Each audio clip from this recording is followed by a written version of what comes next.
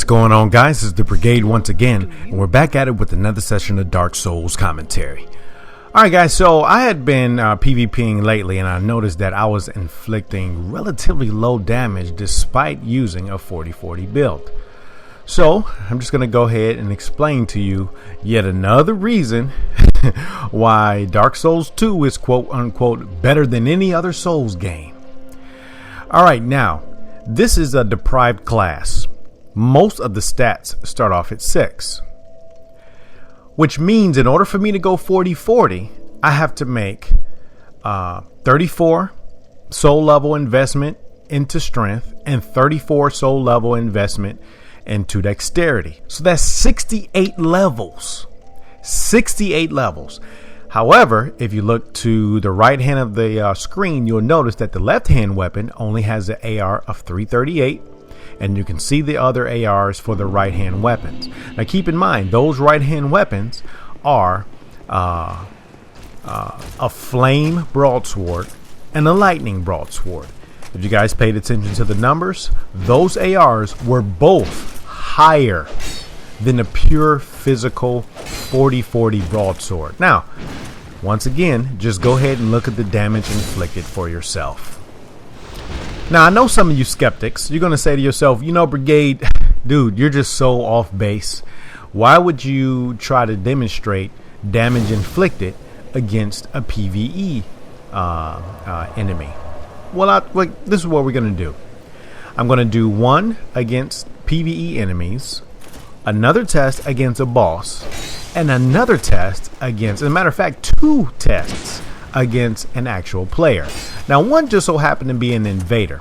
Now, once again, while I'm talking, please pay attention to the damage that I'm inflicting. Keep in mind that the left hand strikes are with a 40-40 plus 10 broadsword, and the right hand weapons are plus 10 fire weapons and plus 10 lightning weapons, both of which inflict more damage than a 40-40. Which is totally backwards.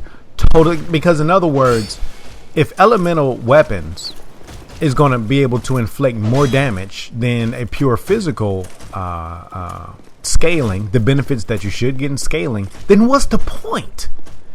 In other words, you might as well just go to the minimum stats required to use any particular weapon and do not go for scaling. Like, you might as well just go ahead and make it either a lightning or a fire weapon, because either way it go, you're going to get a lot more damage output than what you would get if you invested 68. And once again, we're just assuming that you're going to start off from deprived. You're going to get a lot more damage, and you're going to inflict a lot more damage on average than what you would do if you made 68 soul level point investment, which once again is backwards as heck.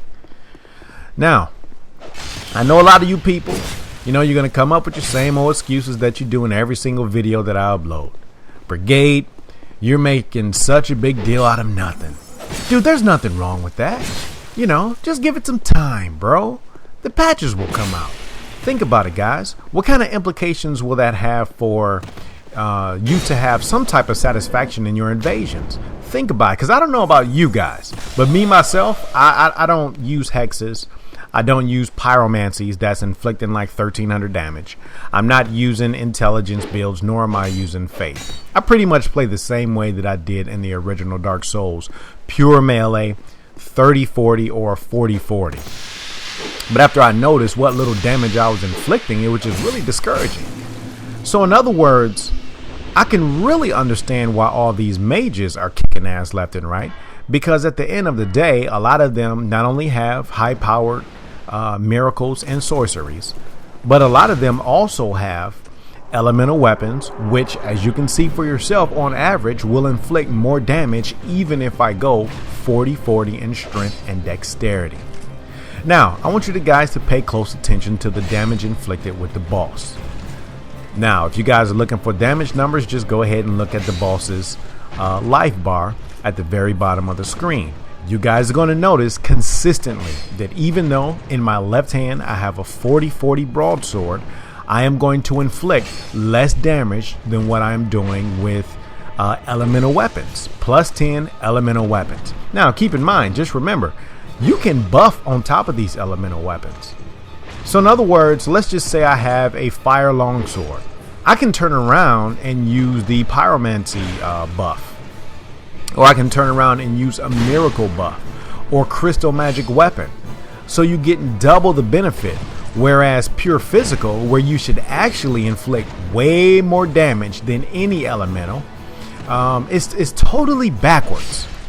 Now that you guys have been able to see the damage inflicted onto a boss, what happened when, first off, I'd like to give a shout out to my invader. What happened was, that was such a random invasion. And I messaged him, and actually before I messaged him, he sent me a message. He's like, yo, what's up, man? I'm a sub. You know, what's going on? Now, first off, while I'm talking, please pay attention to these numbers. Keep in mind, left-hand weapon is a plus 10 broadsword, 40 strength, 40 dexterity. You guys notice that? 187. Now notice this, lightning, 248. 248 elemental weapons. Look at that, 233.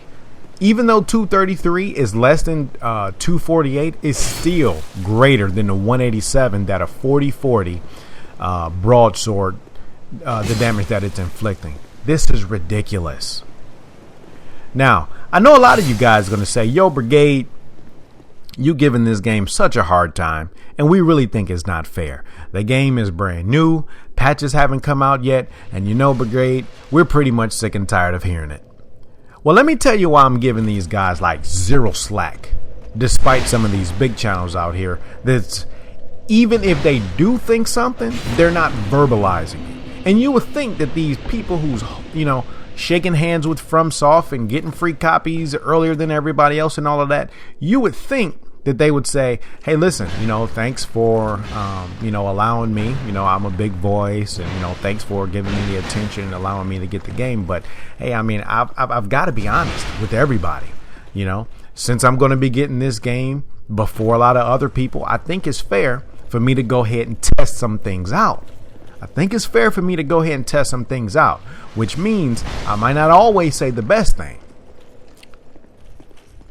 But anyway, we'll go ahead and just let that go.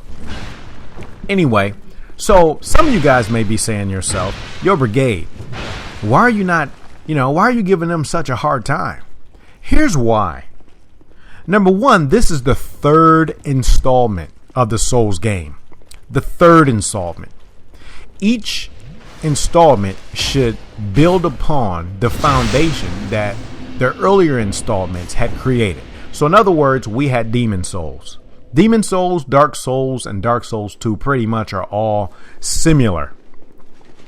We had Demon Souls. Whatever flaws were seen or noticed, or whatever changes that they thought should have been made, they should have worked on that coming on to Dark Souls. Whatever flaws that they made, you know, whatever mistakes they made in Demons. So in other words, whatever flaws that they acknowledged, they shouldn't have had the same flaws going into Dark Souls. So moving on to the project of Dark Souls 2, you had Demon Souls, you had flaws. You had Dark Souls, you had flaws. So in other words, before you even start building on anything else as far as Dark Souls 2, you should have started off with taking in consideration the flaws that you made for each Souls game that came out before the release of Dark Souls 2. Because think about it, the whole elemental weapons and physical weapon scaling was a problem initially in the original Dark Souls. Okay, so why is this being ignored this time around?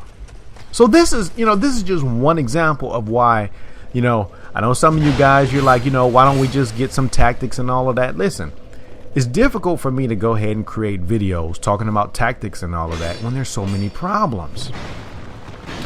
And before I start talking about tactics and all, we need to get the basics. We need to get a firm understanding of the basics. And until we get the basics, we can't start talking about tactics. You want to know why? Because all of these basics will have a good impact on everything else. In other words, if your foundation is corrupted, then everything else for the most part will be corrupted. That's almost like building a building on a weak foundation. It will never last. So in other words, for a lot of you guys who, similar to me, like those pure melee builds, you're not one of those guys who's running over to the hex bandwagon. And I'm not attacking hexes. I'm just saying, for a lot of those guys who favor the pure melee type builds, and you're wondering to yourself, like, dude, why am I getting like poor damage inflicting when I've invested, points to get me 40 in strength and 40 in dexterity. In some cases, 50 in strength. Because in other words, so I was out doing invasions with those dual broadswords, and basically I was just experimenting. And actually I ran into Valk doing that. Shout out to Valk. And actually when I saw him, I'm thinking to myself like, oh God, this is like the worst time to PvP anybody I know, because I'm running elemental broadswords with pyromancy, trying to experiment with the damage inflicted. But anyway, so I'm out here doing these tests, and I'm just thinking to myself, like, what kind of implications will this have for fight clubs? What will it have for anything? In other words, from now on, if you want to get the maximum benefit for most of your weapons, it's basically best for you to either make them all elementals, or make them all elementals and then include a buff. Like, that's basically what they're driving everybody to do, because it makes no sense. Like I said before, that was a starting deprived class. It has 6 and pretty much all stats, and I made a 68 soul level investment. And despite investing 68 soul levels in both strength and dexterity, it still wasn't stronger than fire and lightning. Okay, well, I think that's enough ranting for me. Like I said before, the reason why I'm not going to give them a break is because this is the 3rd installment. And even though a lot of you guys are saying, just wait on the patch, first off, we don't know what these patches are going to bring. If there's no voice or voices letting these guys know, look, here are the flaws. Because personally, after this being the 3rd installment, I really feel like them giving us the game right now, and we're talking in particular the PvP guys, I really feel like this should have been a beta. I really feel like they should have just, said, you know what? We're going to give you guys 4 stages, all PvP access, online access, everything. We're going to set this to be a beta for everybody to use for 2 weeks. Not a network test to test connections. Not a network test to test the servers. They should have been a beta. Because I think if they would have had a beta and then, gleaned some information from that beta, I think a lot of our voices would have said, hey, listen, I don't know if once you guys finished the final product, you had guys dedicated to PvP or dedicated to the online component to test these things out. But here are some of the flaws that we've noticed. So hopefully by the time you come out with the final project, it will be fixed and corrected. This really, in my personal opinion, should have been a beta. But hey, it's not. The game is released. From is getting their money. It is what it is. So hey, I hope you guys enjoyed it. I know it's a rant. I can't really help it, especially when I get more and more information that really discourages me. Because, I'm really passionate about this franchise. I love both previous games. And just to see how PvP has let not only me, but let so many people down, it's just really frustrating.